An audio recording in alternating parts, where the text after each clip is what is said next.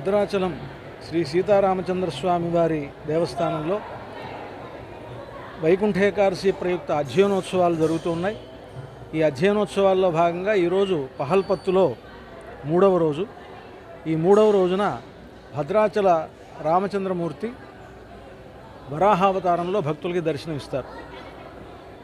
భగవంతుడు హిరణ్యాక్షుడు, హిరణ్యకశిపుడు అనేటువంటి రాక్షసుల్ని సంహరించడం కోసమని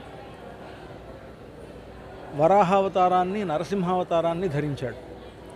ఈ హిరణ్యాక్షుడు, హిరణ్యకశిపుడు వీరిద్దరు కూడా అన్నదమ్ములు. వీరిలో హిరణ్యాక్షుడు ఈ భూమిని మొత్తాన్ని ఒక చాపలా చుట్టి రసాతలంలోకి ప్రవేశించి లోకంలో ఉండేటువంటి వారికి ఎవరికి నిలువ నీడ లేకుండా చేశాడు. అటువంటి క్రూరుడైనటువంటి హిరణ్యాక్షుణ్ణి సంహరించడానికై వరాహావతారాన్ని భగవంతుడు ధరించవలసి వచ్చింది. వరాహము అంటే పంది యొక్క రూపాన్ని, అటువంటి రూపాన్ని స్వామి ధరించి రసాతనంలోకి, అంటే నీళ్ల లోపలికి వెళ్ళిపోయాడు గనక, సముద్రంలో నుంచి రసాతనంలోకి వెళ్ళాడు గనక ఆ హిరణ్యాక్షుడు ఆ రసాతనంలోకి వరాహ రూపంలో ప్రవేశించి హిరణ్యాక్షుణ్ణి సంహరించి అతను తీసుకువెళ్ళినటువంటి భూమిని తిరిగి తన కోరల మీద నిలబెట్టి తిరిగి భూమిలో అందరూ ప్రాణులు నివసించే విధంగా మనకు అందజేసినటువంటి గొప్ప అవతారం వరాహ అవతారం. మనకు కాలంలో ఒక్కొక్క సందర్భంలోనూ ఒక్కొక్క కల్పం ఉంటుంది అంటారు. కల్పము అంటే కొన్ని యుగాలు కలిపి ఏర్పడేటువంటి ఒక కాలానికి కల్పము ఉంటుంది. ఇప్పుడు మనకి సంకల్పంలో శ్వేతవరాహ కల్పం అని అందరూ కూడా సంకల్పం చెప్తారు. శ్వేతవరాహ కల్పే వైవస్వతమన్వంతరే కలియుగే అని ఇప్పుడంతా కూడా సంకల్పం చెప్తారు.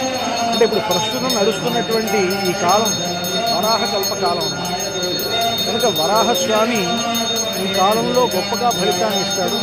ముఖ్యంగా అంతేకాకుండా ఈరోజు ప్రపంచంలో అందరూ కూడా, ప్రపంచంలోని జనులంతా కూడా మొక్కేటువంటి ఒకే ఒక దైవం వెంకటేశ్వర స్వామి, కలియుగ దైవం అంటారు.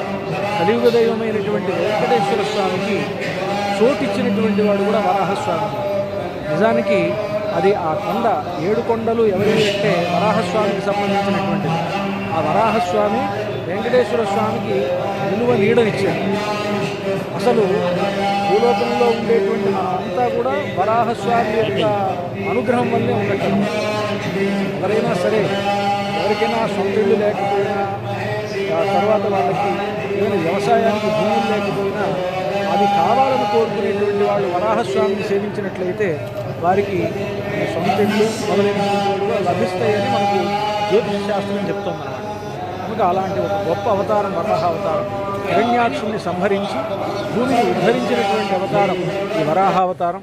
అటువంటి వరాహావతారంలో రామచంద్రమూర్తి ఈనాడు భక్తులకి దర్శనమిస్తూ ఉన్నారు. వరాహావతారధారి అయినటువంటి భద్రాచల రామచంద్ర ప్రభువుని సేవించి భక్తులంతా తరించవలసిందిగా కోరుతూ ఉన్నాం. జై శ్రీరామ్.